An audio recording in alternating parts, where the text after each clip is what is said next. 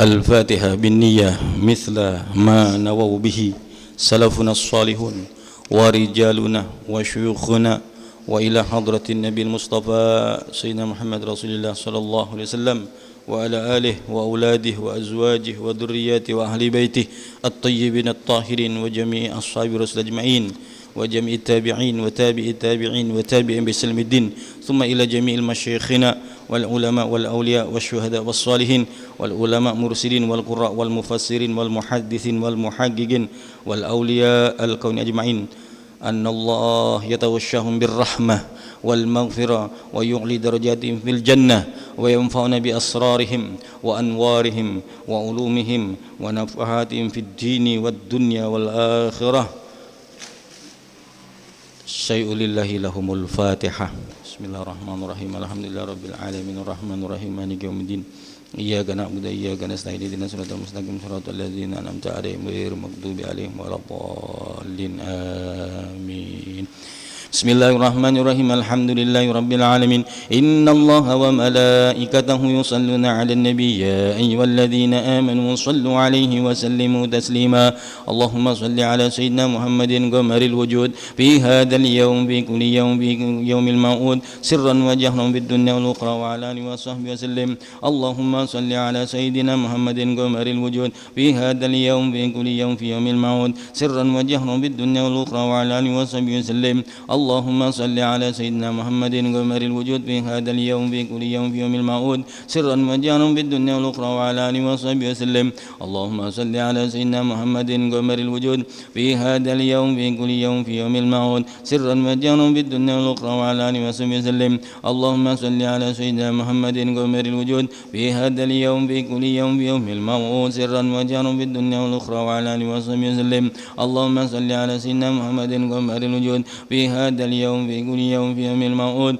سرا وجهرا في الدنيا والأخرى وعلى آله وصحبه وسلم اللهم صل على سيدنا محمد قمر الوجود في هذا اليوم في كل يوم في يوم الموعود سرا وجهرا في الدنيا والأخرى وعلى آله وصحبه وسلم اللهم صل على سيدنا محمد قمر الوجود في هذا اليوم في كل يوم في يوم الموعود سرا وجهرا في الدنيا والأخرى وعلى آله وصحبه وسلم اللهم صل على سيدنا محمد قمر الوجود في هذا اليوم في كل يوم في يوم الموعود سرا وجهرا في الدنيا والأخرى وعلى آله وصحبه وسلم اللهم صل على سيدنا محمد قمر الوجود في هذا اليوم في كل يوم في يوم الموعود سرا وجهرا في الدنيا والأخرى وعلى آله وصحبه وسلم لا إله إلا الله الموجود في كل زمان لا إله إلا الله المعبود في كل مكان لا إله إلا الله المذكور في كل لسان لا إله إلا الله المعروف بالإحسان لا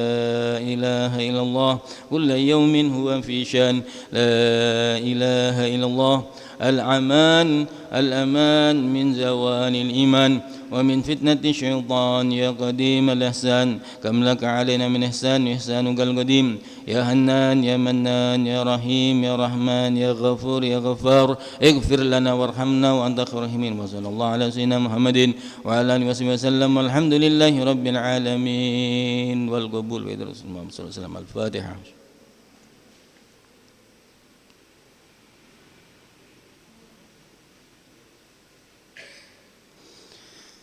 Assalamualaikum warahmatullahi wabarakatuh.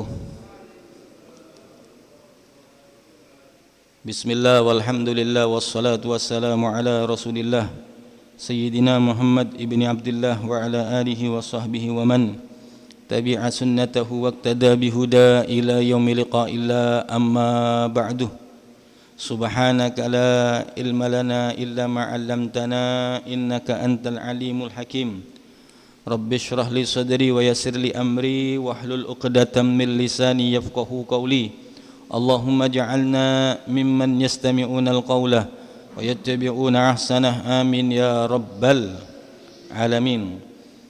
Jamaah salat subuh ingkang dipun rahmati Allah Subhanahu wa taala, terkhusus jajaran ketakmiran Masjid Al-Huda Bulusan yang kesemuanya saja sangat kami muliakan dan kami cintai rahimakumullah.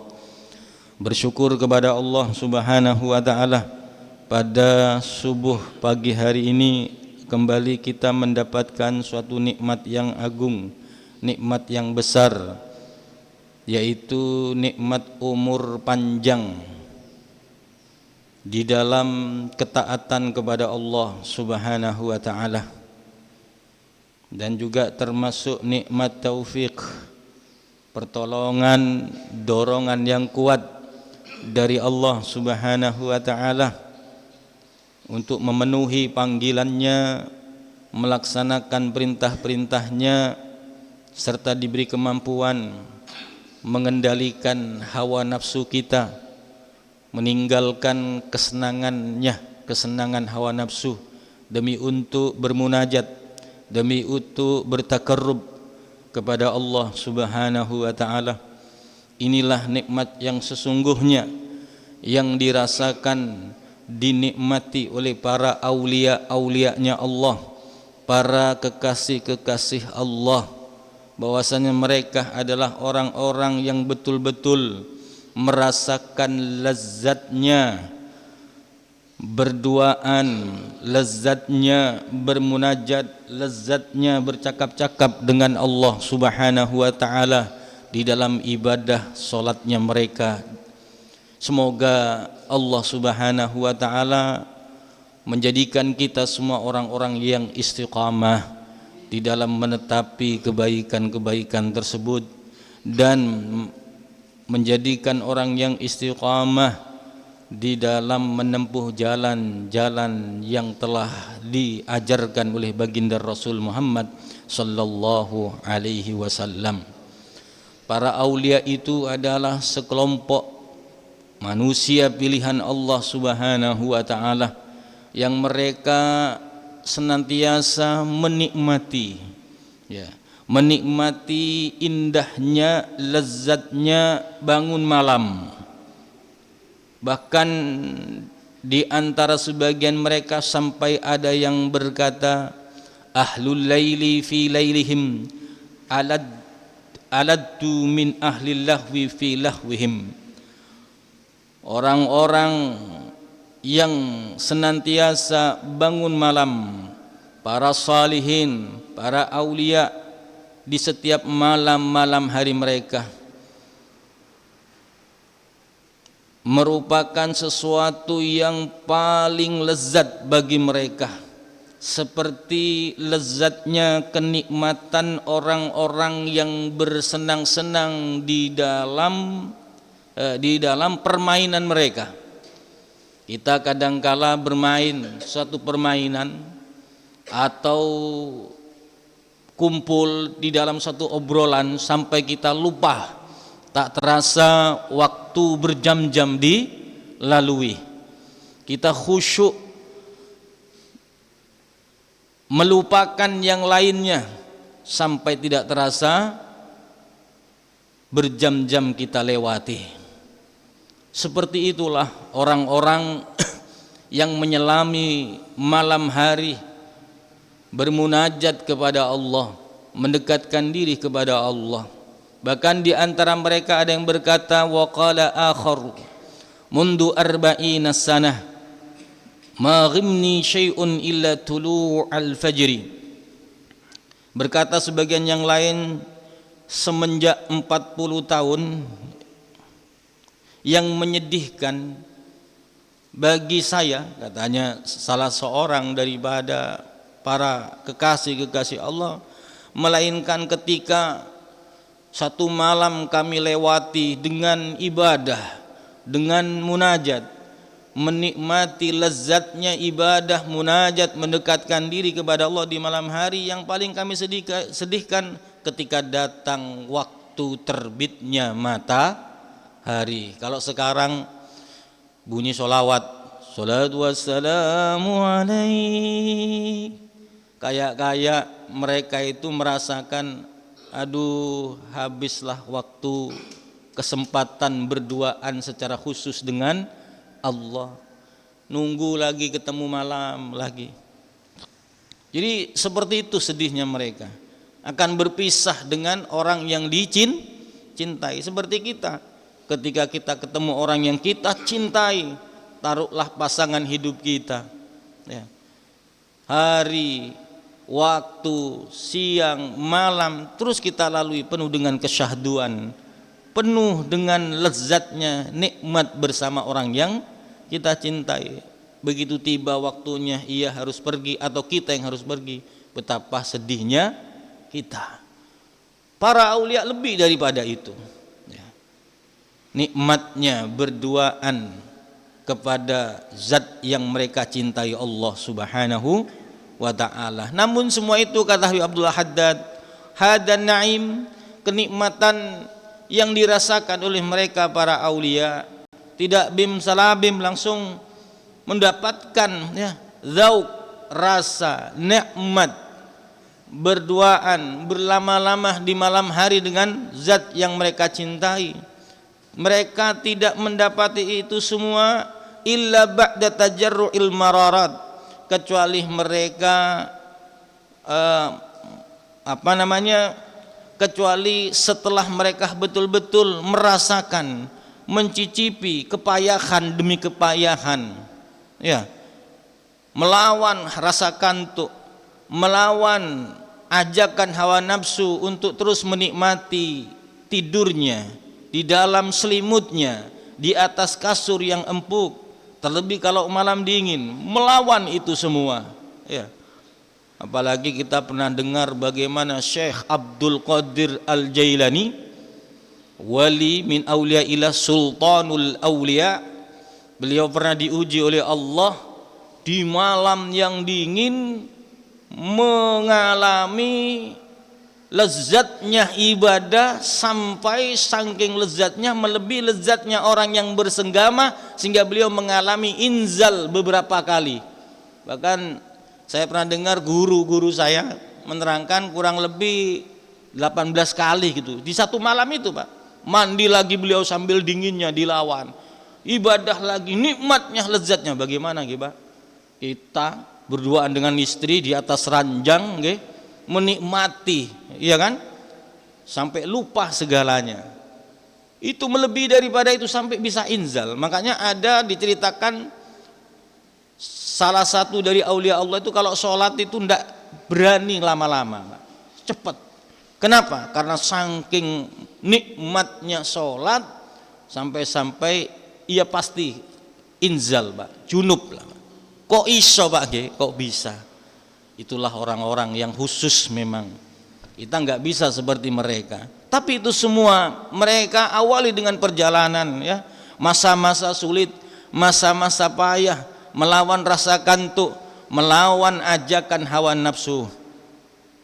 Wa tahmilul masyaqqat, mereka memikul penderitaan fil qiyam, di dalam melaksanakan bangun malam. Kama qalah Utbatul Ghulam, seperti yang pernah dikatakan Utsbah Al-Ghulam, aku bersusah payah bangun malam, ibadah, maksudnya bangun malam ibadah. Jadi yang paling bagus bangun malam itu ibadah, sholat dan baca Al-Quran serta zikir kepada Allah dan tafakkur. Caranya ya diawali dari sunnahnya Nabi, bangunnya bagaimana, bangunnya Nabi, sunnah-sunnahnya Nabi. Terus sholat ringan dulu, 2 rakaat ringan, Al-Kafirun ayat pertama, ayat kedua Al-Ikhlas, baru terus rakaat berikutnya mau pakai Quran, ya, berurutan sampai mungkin bisa khatam di dalam sholat, tidak apa-apa, ya. Begitu yang dianjurkan oleh Imam Abdullah Haddad. Kalau bisa engkau bisa menghatamkan Al-Quran di dalam sholatmu, ini kesempatan Rajab, Sya'ban, Ramadan, pemanasan untuk menjemput datangnya bulan Ramadan, mempersiapkan diri dengan pelatihan-pelatihan sehingga ketika kita nanti masuk bulan Ramadan tidak kaget, ya, sudah terbiasa puasanya. Coba Senin Kemis umpamanya, nah, besok 13, 14, 15, ya, hari-hari putih. Atau yang kuat puasan Daud di dalam, ya, belajar puasan Daud, maksudnya selama Rejab, sehari puasa, sehari tidak puasa, sehari puasa, sehari tidak puasa, ya, ya, tidak apa-apa, karena ini bulan hari, minggu, waktu yang istimewa, apalagi di bulan haram. Afdhalus siyam ba'da Ramadan syahrullahil haram. Paling afdolnya puasa setelah bulan Ramadan adalah puasa di bulan haram. Ya. Walaupun tidak ada banyak ulama mengatakan hadis yang menerangkan tentang keutamaan puasa di bulannya Allah, di bulan Rajab khususnya begini, pahalanya sekian. Mereka banyak mengatakan itu hadisun dhaif, bahkan ada yang mengatakan hadis palsu. Tapi puasa itu sendiri di bulan haram bagus karena berdasarkan sabda baginda Rasul. Kesempatan supaya tidak kaget. Makanya kan bulan Rajab bulan menanam. Menanam apa? Amal-amalnya dihidupkan lagi. Ya. Qur'annya mungkin selama 11 bulan kemarin. Ya. Atau 10 bulan kemarin mungkin kadang baca kadang enggak. Sekarang harus ada target setiap hari harus membaca. Ya. Enggak usah sehari sejus sudah. Setiap hari sudah mulai pemanasan berapa ayat. Nah, yang penting setiap harinya tidak ketinggalan. Cuma yang kalau paling bagus itu mengikuti amalannya Syekh Abdullah bin Abbas. Ya. Nah, Syekh Abdullah bin Abbas apa Syekh Abdullah bin Umar, putranya Sayyidina Abbas atau Sayyidina Umar itu. Beliau setiap selesai sholat 5 waktu pasti membaca ayatan min ayatil Quran, membaca ayat demi ayat Al-Quran. Coba tidak terangkan berapa ayat berapa juz, enggak. Setiap habis sholat diselesaikan dulu, bacaan selesai sholat sunnah, baru terus baca Quran khusus, enggak masuk yang di dalam sholat. Gimana Habib kalau saya jadikan bacaan lembar demi lembar itu di setiap sholat sunnah? Bagus, yang penting jangan ketika ngimami. Ya. Makmumnya terasa lama, buah nyaman saya baca Quran, saya jadi makmum tuh rasa teritan lamanya terasa kayak tadi itu ya, karena sudah setiap kami ngimami di sini lebih sering sajeda biar kita bisa ngamalkan sunnah Nabi, karena Nabi hampir setiap hari Jumat subuh selalu membaca ayat sajdah dan ayat surat berikutnya yaitu ad-dahr ya, sunnah. Kita dapat sunnahnya, mudah-mudahan diterima oleh Allah menjadi ganjaran pahala yang dikatakan oleh Imam Ali, satu hurufnya bacaan Al-Quran yang kau baca di dalam sholat dengan posisi dudukmu, satu hurufnya yang biasanya 10 kebaikan, satu hurufnya kalau dibaca dalam sholat 100 kebaikan. Ya, baik yang membaca atau yang mendengarkan sama, ya sama, malah nyamanan sampian, ya, tak perlu nginget apalan, tak perlu baca, perak mirengagi, padolen ya Pak, ya, imamnya capek, bacanya capek, kalau makmum cuma dengarkan pahalanya sama dapatnya, itu nikmatnya berjamaah. Mudah-mudahan kita bisa mengamalkan. Umpamanya mau diamalkan di dalam sholat, monggo, tidak apa-apa. Bib, saya mau narjet, saya mau latihan sholat sunnah, saya baca Quran, ngereng. Kalau kita target satu sholat sunnah atau 2 rakaat, bisa 2 kaca, 1 kaca rakaat pertama, kemudian rakaat kedua baliknya. Berarti kalau setiap sholat sunnah, tidak terasa setiap hari satu juz. Ya, itu tentunya semua itu dilewati dengan letih, penderitaan, capeknya berdiri, lamanya. Tapi nanti kalau sudah merasakan lezatnya membaca Al-Quran di dalam sholat, maka akan muncul, ya, muncul apa? Warid. Wirid itu kalau dirutini akan muncul warid. Nikmatnya berduaan ma'allah di dalam sholat, terus komunikasinya pakai Al-Quran. Senang teritan, ongkuan, nikmatnya tidak bisa diceritakan. Boleh ya, itu yang diamalkan oleh Imam Abdullah ibn Ala bin Muhammad Al-Haddad. Beliau tahajudnya pakai Al-Quran, ya, pakai Al-Quran, karena beliau hafal Al-Quran. Beliau kan orangnya buta secara zahir mulai kecil, tapi Al-Quran hafal teritan. Jadi pakai Al-Quran bacaannya, ngereng. Sampean punya target 10 ayat aja deh biar enggak lama, enggak apa-apa. 10 ayat, Allahu Akbar, berdiri lagi 10 ayat, kasih tanda. Apalagi ada HP sekarang, surat Al-Baqarah dapat 20 ayat. Nah, nanti buka lagi, kan enak kalau pakai HP. Ya, manfaat jadi. Nah, selesai baca, matikan, klik, kantongi. Nanti lagi, buka lagi, seperti itu. Ya memang agak lama, makanya kalau sholat sendiri jangan pas ngimami, ya, karena mungkin ada yang berhajat, makmumnya mungkin ada yang tidak kuat lama, ya. Ya. Jamaah yang dirahmati Allah Subhanahu wa taala. Di antara mereka ada yang mengatakan yang bernama Utbah Al-Ghulam, kabatul laili 20 sanah. Ya, aku bersusah payah di dalam menyelami malam hari dengan ibadah kepada Allah selama 20 tahun. Aku berperang lawan hawa nafsuku. Ku lawan hawa nafsu yang ngantuk, hawa nafsu yang ngajak tidur, hawa nafsu yang ngajak menikmati kasur. Aku lawan. Ya. Syekh Abdul Qadir Jailani bayangkan pernah mengalami masa perang yang besar. Di tengah-tengah menikmati ibadah junub beliau. Junub Pak, bukan junub kumpul sama istri, tapi junub karena nikmatnya ibadah. Mandi lagi beliau, sholat lagi, nikmatnya sholat datang lagi, junub lagi, sampai sekian bolak-balik mengalami. Mandi lagi beliau, ndak kalah, ya, dengan dingin, ya, dengan capek. Karena apa? Mungkin itulah yang dimaksud tadi, aladdu min ahli lahwi fi lahwihim. Mereka lebih merasakan lezatnya, ya, bermunajat, berduaan kepada Allah sampai melebihi nikmatnya orang yang asik dengan musiknya, yang asik dengan permainannya, yang khusyuk dengan permainannya atau hobinya, kan gitu. Kalau ada orang hobi gaple, ya kan, nggak terasa apa, hobi sekak, catur, apa boleh catur ternyata. Ya, ndak terasa berjam-jam selesai. Baru sadar kol 12 karena mulailah bejeng perak 5 menit berak teretan. Ya karena tidak mau berusaha menyelami payahnya orang yang bisa sampai sholat malam, ya. Mereka pun mengalami demikian sama pada nakau sareng ajunan teretan.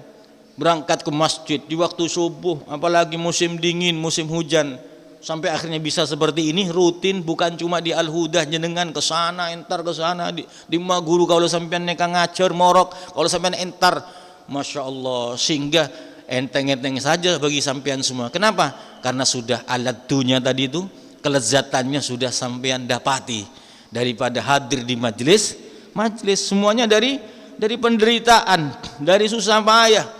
Kata beliau, aku merasakan perjuangan melawan nafsu, kantuk, tidur di malam hari selama 20 tahun. Wa tana'amtu bihi 20 sana, dan aku mendapati nikmatnya pun juga selama 20 tahun.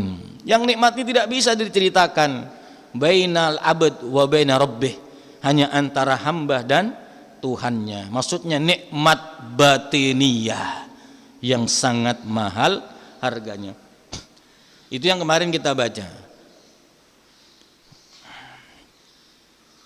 Kemudian mayustahabu indal qiyam minan naum wa ba'dahu, apa yang dianjurkan, disunnahkan ketika bangun dari tidur dan sesudahnya. Ya diantaranya adalah yustahabu idza qumta minan naum, kalau kamu bangun dari tidur, katanya Habib Abdullah Al-Haddan, jangan lupa amtam sahan naum min wajhika biyadik. Ya, bangun tidur, ya, jangan lupa usap, ya, wajahnya ini dengan tangan kita, ya, diusap. Diusap. Ya. Ya. Kemudian baca doa. Sunnahnya memang seperti itu. Alhamdulillahilladzi ahyana ba'dama amatana wa ilaihin nusyur. Segala puji bagi Allah yang telah menghidupkan kembali kami setelah kematian kami di dalam tidur. Iya, kita tidur bukannya jenengan biasa yang tua-tua jam 8 tidur. Berapa jam? 9, 10, 11, 12, 1, 2. Kadang bangun 6 jam tidur, bangun, atau 7 jam tidur, bangun 1 jam terakhir di malam hari. Ya. Luar biasa itu. Kematian sementara, ya. Dihidupkan lagi oleh Allah SWT. Syukur. Alhamdulillahilladzi ahyana ba'dama amatana wa ilaihi nusur. Bersyukur kepada Allah yang telah menghidupkan kita kembali setelah mematikan kita, dan kepadanya lah tempat kembali. Kemudian kata beliau wa taqra, kalau engkau hafal ya pakai hafalan, kalau tidak hafal siapkan di HP-nya bacaan ayat inna fi khalqis samawati wal ardh wa ikhtilafil laili wan nahari laayatin liulil albab alladzina yadhkuruna Allaha qiyaman wa qu'udan wa 'ala junubihim wa yatafakkaruna fi khalqis samawati wal ardh rabbana ma khalaqta hadza batila subhanaka faqina adzabannar. Ini ayat terakhir sampai akhir ayat, pokoknya itu sunnah membaca surat tersebut. Di situ juga ada doa-doa ya, ada doa-doa di dalam Al-Qur'an. Summa kalau mau mengamalkan sunnah lagi kata beliau tastaku, kemudian bersiwak. Oh lupa bib hari iyalah si bodoh, nah iya kan bini ya itibain Nabi, mungkin siwaknya lupa ada dia, atau turun tidak apa-apa diambil di bofet siwakan. Bib mau sikat gigi boy bib, ya mau tandi ya sikat gigi diniati siwak umpamanya ya, atau ya kain umpamanya untuk sekedar menjalani sunnah Nabi Muhammad SAW. Karena cinta yang hakikat cinta yang sebenarnya adalah ketika seseorang bisa nero kanjeng itu cinta yang sesungguhnya yang langsung diakui oleh Allah dan Rasulnya. Man ahya sunnati faqad ahabbani, ngaku cinta tapi tidak mau menghidupkan sunnah Nabi. Memang betul cinta itu hati, tapi hakikat cinta yang sesungguhnya hati yang ada sambungan kepada Rasul, kerinduan, sehingga mengantarkan dia menjadi orang yang bangga bisa niru kanjeng Nabi Muhammad SAW. Itulah orang yang sesungguhnya cinta kepadaku, kata baginda Rasul SAW. Wa man ahabbani, siapa yang cinta kepadaku, maksudnya cinta yang seperti itu. Kata jenengan ini melakukan sunnah Nabi, menghidupkan subuh ya dengan sholat berjamaah, kegiatannya ngaji taklim ya, seperti pada pagi hari ini, itu yang sesungguhnya orang yang cinta kepadaku, itu yang sesungguhnya besok wa man ahabbani kana ma'i fil jannah, besok di surga bersama kami, kata baginda Rasul Muhammad sallallahu alaihi wasallam. Karena cinta itu butuh bukti, sampai dikatakan al hubbu khafiyun min ayyura wa jaliyun min ayyukhfa. Cinta itu samar, tak bisa dilihat. Cinta tak bisa dilihat. Kita cuma tahu bahasa cinta, tidak bisa dilihat. Mana bentuknya? Iya. Mana bentuknya? Wujudnya seperti apa? Tidak ada. Ya. Tidak bisa dilihat. Khafiyun, samar, tidak bisa dilihat. Tapi katanya ulama, wajaliyun min ayyukhfa. Tapi nampak jelas tanda-tandanya, ciri-cirinya yang tidak bisa disembunyikan. Iya. Ya sampean ini cinta, orang-orang yang cinta sama Allah. Apa bukti cintanya sama Allah? Menghidupkan sunnah, mengikuti sunnah Nabi. Katanya Allah apa? Kul in kuntum tuhibbunallah fattabi'u. Nih Muhammad, katakan, sampaikan kepada umatmu segera, kalau memang umat mengaku cinta kepada Allah, sampaikan, ikut kamu kepada saya. Ngomong gitu kamu Muhammad, fattabi'uni, ikuti saya. Ya mengikuti cara hidupnya Nabi Muhammad. Artinya bangga kita bisa niru cara hidupnya Nabi Muhammad, baik dalam urusan dunia atau urusan agama. Senang kalau sampean senang bisa sholat sunnah, bisa hadir majelis, bisa bangun malam, senang Pak. Makanya kata guru kami, ketika engkau ditakdir oleh Allah bisa melakukan sunnah Nabi, hidupkan kesadaran hati, bangga kamu. Alhamdulillah abdina bisa norok lampana kanjeng Nabi. Alhamdulillah bisa bangun malam. Alhamdulillah bisa adzikir. Itu pokoknya supaya apa? Dapat ya. Supaya zauknya menghidupkan sunnah Nabi dapat ya. Menjalankannya karena bangga bisa nero kanjeng Nabi. Nah, Habib Profesor Dr. Segaf bin Hasan Barum begitu juga. Ya. Kalau kamu bisa mengamalkan sunnah Nabi, hidupkan rasa bangga, syukur kepada Allah, senang bisa nirona Nabi. Wujudkan dalam hayalanmu bahwa Nabi sedang berada di depanmu, memberi contoh kepadamu. Nabi sedang berdiri di masjid, iktikaf, sholat sunnah, ya di masjid. Bayangkan seakan-akan engkau ada di belakang Nabi seperti kehidupan para sahabat ya. Kalau sahabat kan enak, hidup sezaman dengan Nabi, melihat Nabi. Kita tidak bisa melihat, ya sudah, bayangkan ya. Kalau orang thariqah itu sebelum tawajjuh, dia menghadirkan gurunya dulu. Bagaimana bisa sampai kepada Allah, sedangkan orang yang nyambungkan dirinya kepada Allah tidak dihadirkan. Sehingga menghadirkan sosok guru di dalam tawajjuh itu penting. Itu lebih cepat malah ya, lebih cepat. Itulah yang disebut katanya Pak guru-guru spiritual atau guru-guru thariqah yang disebut dengan apa? Ya ayyuhalladzina amanu taqullaha wabtaghu ilaihil wasilah. Wahai orang yang beriman, bertakwalah kalian kepada Allah dan carilah perantara yang bisa menyambungkanmu, mengantarmu kepada Allah. Begitu juga kita dalam hal sunnah-sunnah Nabi, hadirkan Rasulullah dalam kehidupan kita. Engkau ria cong, engkau ria kana ada ngakui tanang kanan, dibarengi dengan hati yang bangga bisa niru Kanjeng Nabi Muhammad SAW. Harus begitu sehingga betul-betul dapat dohir dan batinnya sunnah. Ini kata. Sebab kalau tidak gitu ya apa bedanya sama orang yang biasa makan pakai tangan kanan. Harus dihadirkan seperti itu. Niat nero lampana Kanjeng. Padahal guru abdina Al-Habib Hasan bin Ahmad Baharun, beliau dalam setiap langkah pakaian tidak pernah selain putih tretan. Engki. Bahkan dalam berdialog beliau selalu berbahasa Arab ya. Kepada santri selalu berbahasa Arab. Santri disuruh hatta kamu nak di pasar di luar pakai bahasa Arab dulu, terus terjemahkan binniyah ittiba'an Nabi Muhammad sallallahu alaihi wasallam, niat mengikuti Nabi Muhammad sallallahu alaihi wasallam. Berekun pera acaca bahasa Arab tapi neroh niat ya. Sampai beliau mengatakan kenapa? Karena bahasa Arab bahasanya Nabi Muhammad. Kenapa bahasa Arab? Karena bahasa Arab lughatullah, bahasa yang dipilih oleh Allah untuk menurunkan firman-firmannya Allah. Kenapa kok tidak bahasa Indonesia yang dipilih oleh Allah? Kenapa kok tidak bahasa Malaysia? Kenapa kok tidak bahasa Amerika? Kok bahasa Arab? Begitulah Allah Subhanahu wa taala memilih ini bahasa yang mulia di muka bumi ini. Engkidretan.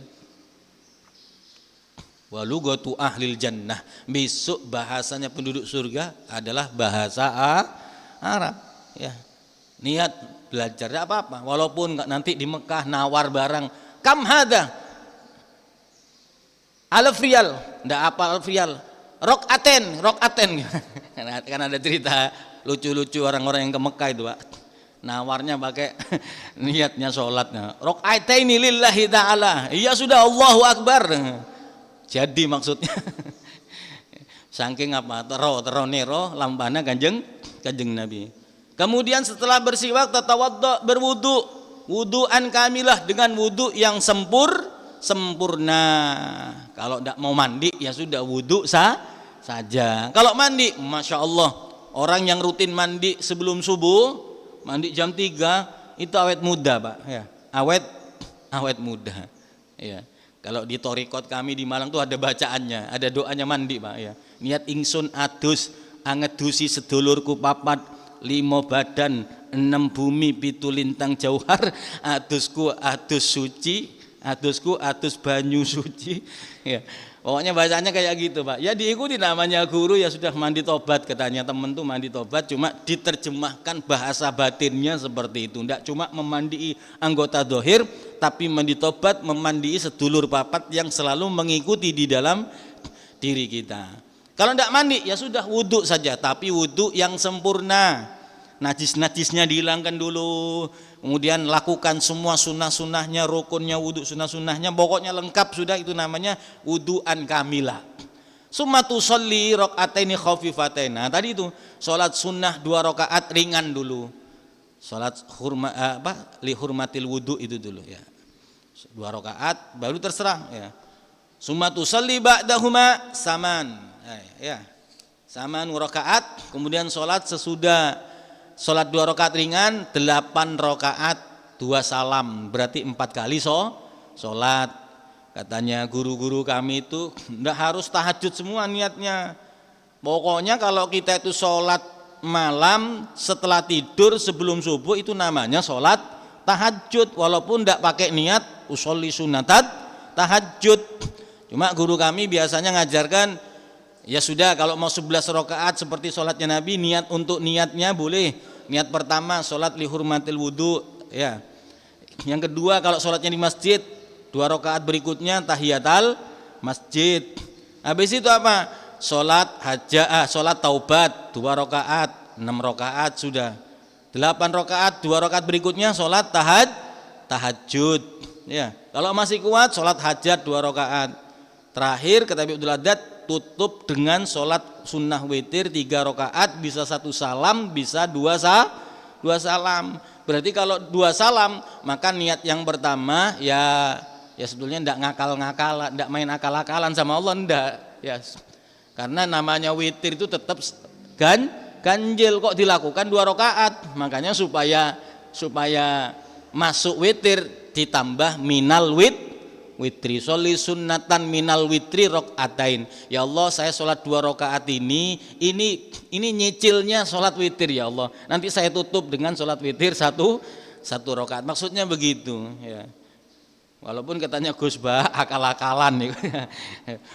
Cuma ya memang karena sholat malam itu masna katanya Rasulullah. Yang paling bagus sholat malam itu 2 rakaat salam. Jangan langsung 4 rakaat salam. 2 rakaat salam, 2 rakaat salam, 2 rakaat salam, baru terus terakhir 1 rakaat. Disunahkan membaca sabbihis rakaat pertama, rakaat kedua kuliah ayyuhal kafirun itu, kemudian rakaat terakhir yang 1 rakaat al-ikhlas sekali, al-muawwidatain sekali. Ya. Beb, kalau al-ikhlasnya saya tambah ya terserah itu, karena memang enggak ada batasan kalau ayat-ayat Al-Quran ya. Sudah, ini diantaranya yang kemarin kita baca tentang sholat malamnya Rasulullah Sallallahu Alaihi Wasallam dan amaliyahnya Kanjeng Nabi. Masih ada waktu Ustaz, masih ada waktu setengah jam. Apa yang saya amalkan?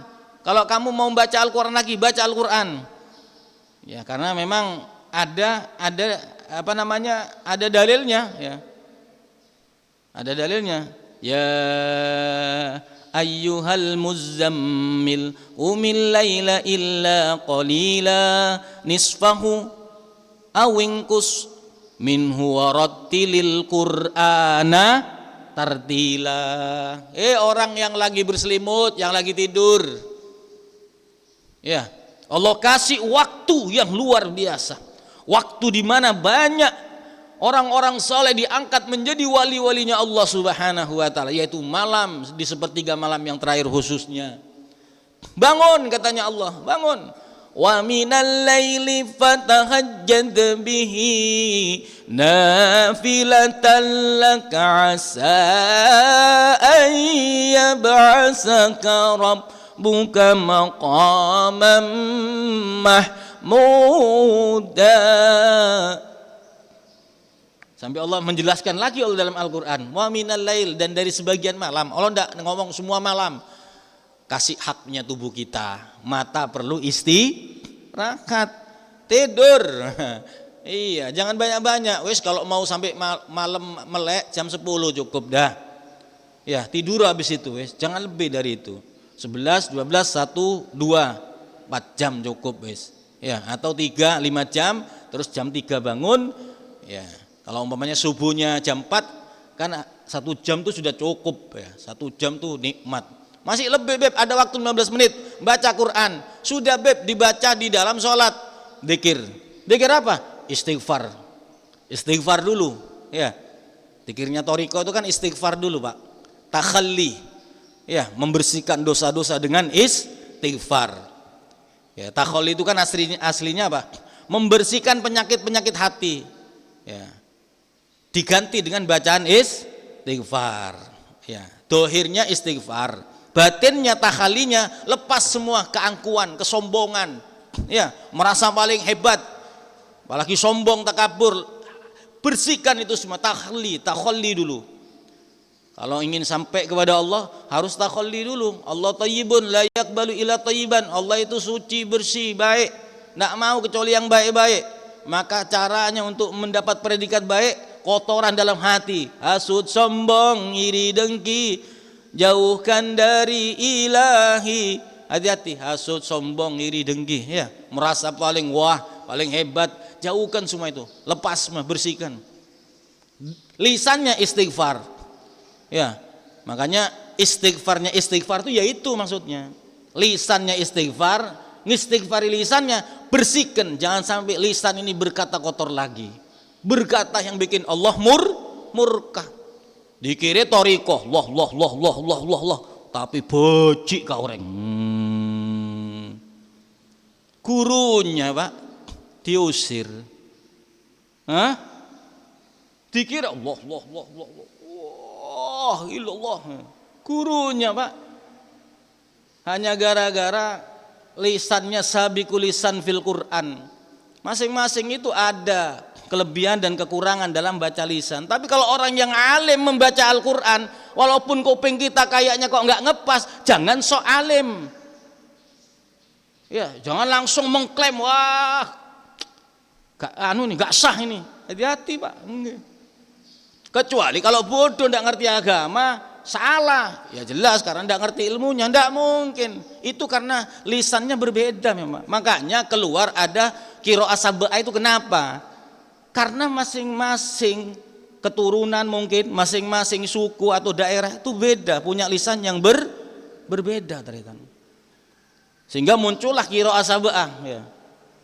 Kayak bacaannya orang Hadramut, bacaan ngimamnya. Nggak ada kayak Mekah bacaan Hadramut Pak. Kalau Mekah kan Alhamdulillahirabbil alamin. Buah-buahan kan karena ndik suara bagus tekunik Pak. Makanya belajar bacaan tartil Pak. Kalau Hadramut tidak seneng bacaannya, Hadramut ya kayak membaca Bismillahirrahmanirrahim Alhamdulillahirabbil alamin. Lakar seneka teretan. Apalagi Habib Umar bacanya kayak mencakna orang saya tak ngerti amain. Ya, malah dihina, difitnah Habib Umar seperti itu. Dibandingkan dengan bacaan Mekah ya lain. Itu menunjukkan kebodohan orang yang punya channel yang menjadikan bahan fitnah. Jorok norok teretan. Engki montak keneng belet tengku bae bon orang-orang nega engki teretan. Betul tuh, hati-hati jak macem ya.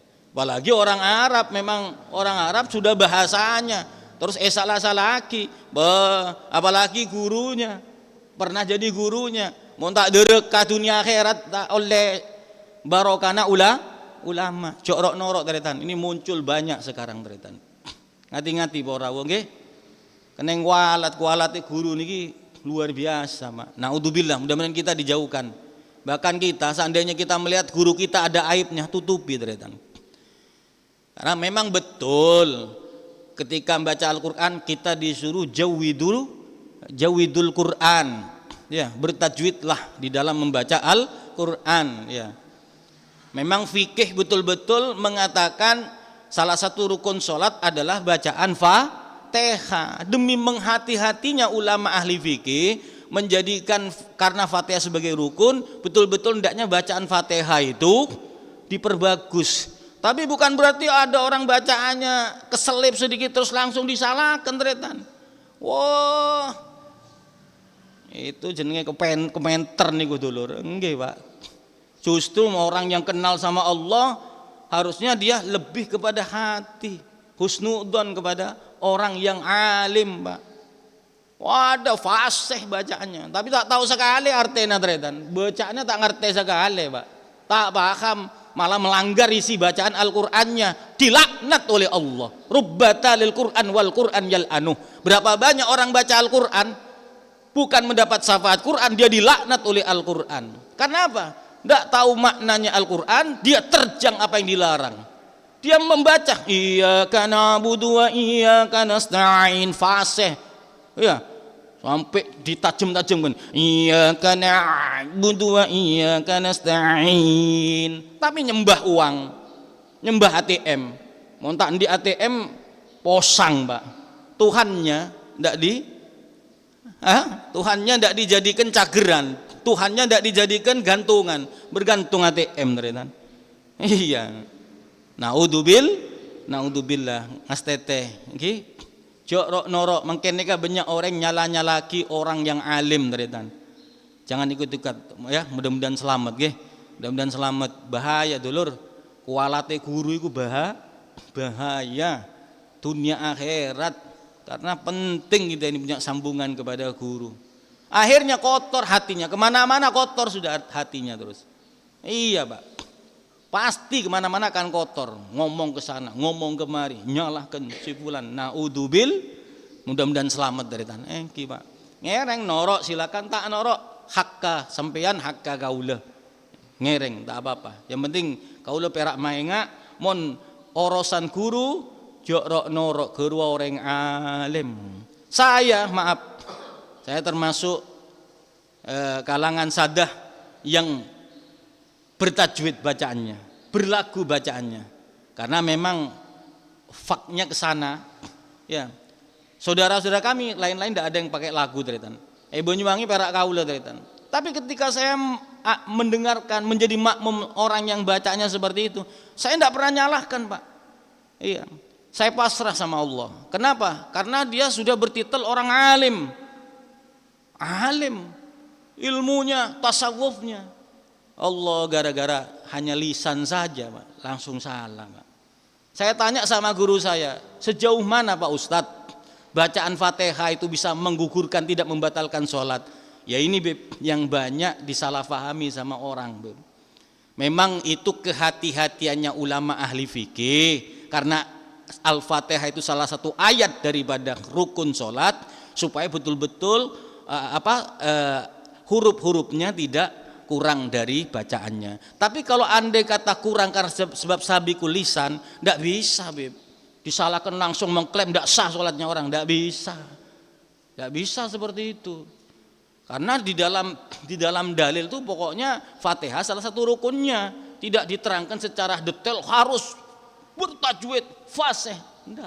Tapi lebih bagus kalau menjadi imam, bacaannya Fatihahnya bagus, ya makhrajnya bagus, panjang pendeknya bagus. Kenapa? Karena dapat keagungan Al-Qur'an itu lebih dapat secara fikih dohirnya. Tapi fikih batinnya kau harus memahami lebih dalam makna daripada suratul Fatihah. Ngastete dari tan. Aneka urusan dohir dan batin. Orang kadang sukses dohirnya, batinnya gagal, Pak. Iya Pak, batinnya gagal. Naudzubillah. Pohon seneka teretan, insyaallah habis sudah waktunya ya. Jadi ilmu yang manfaat, ilmu yang barokah. Wis pokoknya jangan norok saya tak bener, tapi sampean tetap baik kepada orang-orang yang demikian, karena kita diajarkan rahmatan lil alamin. Tidak membedakan, jangankan sama orang-orang yang beriman. Lain agama kita tetap harus bersikap rahmatan lil alamin. Tak njubuk-njubukake orang lain. Hati-hati, jangan suka ittaba'a auratal muslimin. Jangan suka menebar-nyebar kekurangannya orang muslim. Hati-hati. Nanti Allah akan buat kamu pun juga demikian, akan dibongkar oleh Allah Subhanahu wa taala. Kamu sembunyi di rumahmu sekalipun akan dibongkar oleh Allah, orang akan banyak tahu dengan kebobrokan dirimu. Naudzubillah. Itu hadisnya Nabi Muhammad. Mun tak percaya karomah ibu caki hadis sabi gaula beda teretan ya. Naudzubillah. Seneka saya bisa ibadah Pak. Karena waktu, kurang lebihnya mohon maaf yang sebesar-besarnya. Semoga semua yang hadir saya doakan hidupnya barokah, keluarganya barokah, anak-anaknya soleh solihat, rezekinya barokah, panjang umur dalam ketaatan kepada Allah. Kalaulah diambil oleh Allah, semoga semua yang hadir kita semua dijadikan orang yang husnul khotimah indal maut. Hada minni walafu minkum, wassalamualaikum warahmatullahi wabarakatuh.